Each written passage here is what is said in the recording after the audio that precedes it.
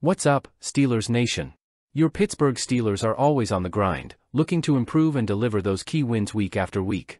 If you're pumped to hear the latest scoop on our team and love the way we grind it out on the field, hit that like button, and don't forget to subscribe to stay in the loop with all things black and gold. Today, we've got some major news surrounding the NFL's admission about a game-changing call that could have shifted momentum for the Steelers. Now, you've probably heard about the controversial play that went down last Sunday in our big primetime win against the New York Jets. Pittsburgh's defense was on fire, but special teams have also been absolutely lights out this season under the watchful eye of coordinator Danny Smith. So far, we've blocked 4 crucial kicks, proving we dominate that third phase of the game, but on Sunday, one of those blocks, Minkah Fitzpatrick's jaw-dropping PAT rejection, was nullified by the officials. Well, guess what? The NFL has admitted they got that call wrong. Coach Mike Tomlin confirmed on Tuesday that the league's office in New York reached out, stating the block by Fitzpatrick should have counted. "I talked to New York," Tomlin told the media, "and they told me Minkah's block was legal, which I knew in the stadium, but that's life." While it's good to have confirmation, it's bittersweet considering how impactful that moment was during the game. Tomlin, as always, took it in stride. "None of us are perfect, man. There are errors made in games, strategic errors, player mistakes, and officiating errors. The key is to perform for 60 minutes and not let others' mistakes define the outcome. But it's a shame because Minkah's play was significant. It could have changed the texture of the game, but we move on." Despite the error, the Steelers' special teams continue to shine. Dean Lowry, another key player in this phase, got his block counted, proving that special teams still made a massive difference in the game. "Special teams isn't just something we talk about, it's something we live," said Tomlin, praising his squad for their dedication. "Look at the guys blocking kicks for us: Minkah, Fitzpatrick, Connor, Hayward, Dean, Lowry, Miles Killebrew, all different positions, but all players who contribute across the board. It shows how committed we are to developing skills in that area." One thing is clear: Pittsburgh isn't afraid to put its star players on special teams. From safeties to tight ends, everyone's stepping up to make sure that phase of the game stays impactful. It's all part of the reason we've been so successful this year. Every inch counts, and those blocked punts, PATs, and field goals can swing a game's momentum in our favor. Switching gears, there's more good news on the horizon. Coach Tomlin revealed that we might have 2 crucial players back on the field for Monday night's clash against the New York Giants.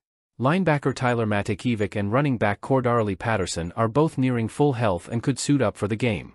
Matakevich, known for his special teams prowess, has been out since week 2 with a hamstring injury.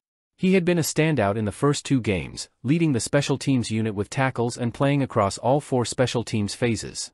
If he's back, it only strengthens what's already a powerhouse unit for Pittsburgh. Patterson, who's been sidelined since week 5 with an ankle injury, also brings versatility and explosiveness to our backfield. His presence adds depth to an already impressive running game, where Jaylen Warren and Najee Harris have been carrying the load. Warren, fresh off a strong showing against the Jets, ran for 44 yards on 12 carries, while Najee Harris delivered his second straight 100-yard performance. Having Patterson back not only adds more firepower to the run game but also gives the Steelers another dynamic weapon in the return game. He's a proven threat on special teams, capable of flipping field position in an instant, and could make life even harder for the Giants on Monday night. Even with injuries this season, the Steelers' running game has been a huge factor in our success.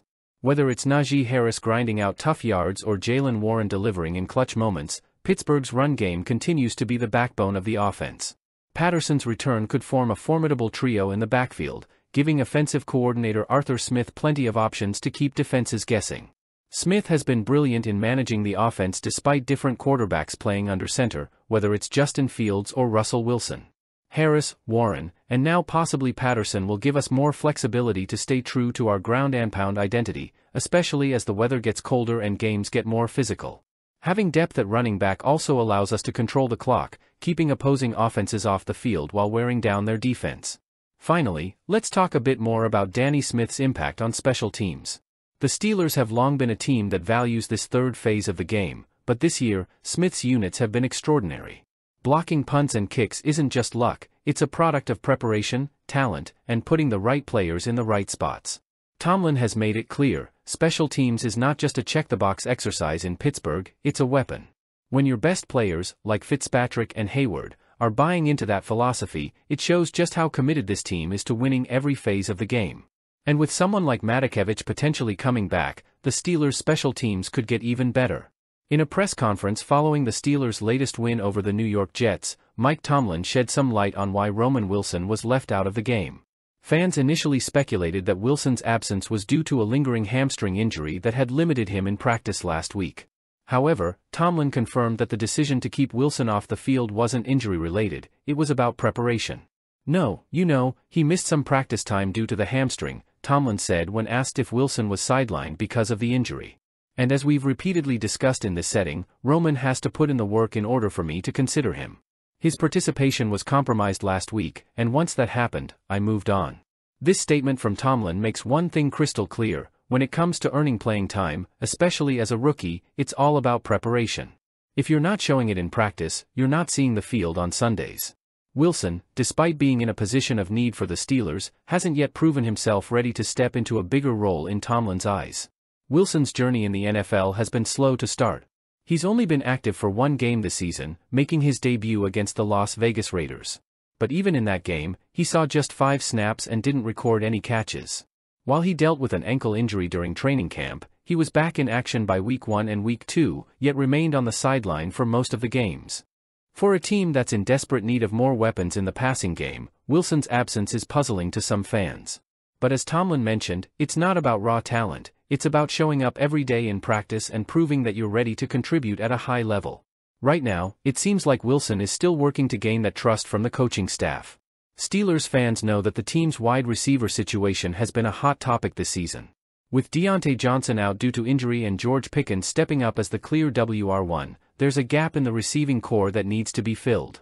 Johnson's absence has left the Steelers without a reliable second option to take pressure off Pickens, and while guys like Calvin Austin III and Allen Robinson have made some contributions, the depth just isn't there. That's where many hoped Roman Wilson would come in. Drafted as a promising prospect with speed and athleticism, Wilson was expected to compete for snaps early on, especially with Johnson sidelined. But as we approach the midway point of the season, it's clear that Wilson still has some work to do before he's ready to take on a significant role. With the trade deadline fast approaching, there's been speculation that the Steelers might look to add a receiver through a trade.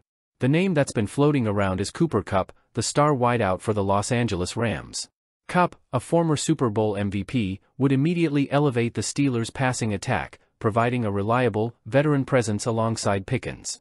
While it's unclear if the Steelers will pull the trigger on a trade, the fact remains that they need more production from the wide receiver position.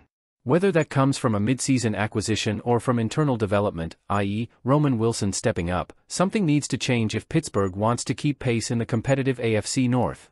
So, what's next for Roman Wilson? Tomlin's comments suggest that the rookie has the potential to contribute but needs to continue working hard in practice to earn more opportunities. It's not uncommon for rookies to take time to adjust to the speed and complexity of the NFL, especially when they miss key practice time due to injury. If Wilson can get back on track and start showing out in practice, there's still a chance for him to make an impact this season. The Steelers could use his speed and playmaking ability, particularly as a deep threat to complement Pickens. But until Tomlin sees that he's fully prepared, Wilson's role will likely remain limited. The Steelers' passing attack has been inconsistent this season, and the lack of depth at wide receiver has been a contributing factor.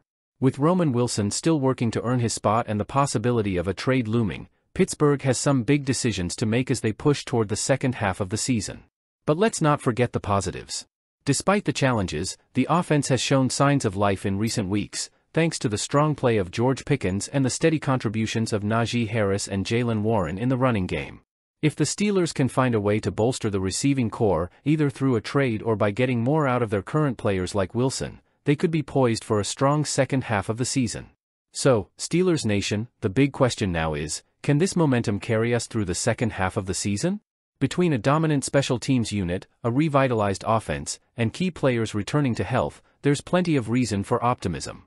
But we want to hear from you. Do you think Pittsburgh's special teams are the best in the league right now?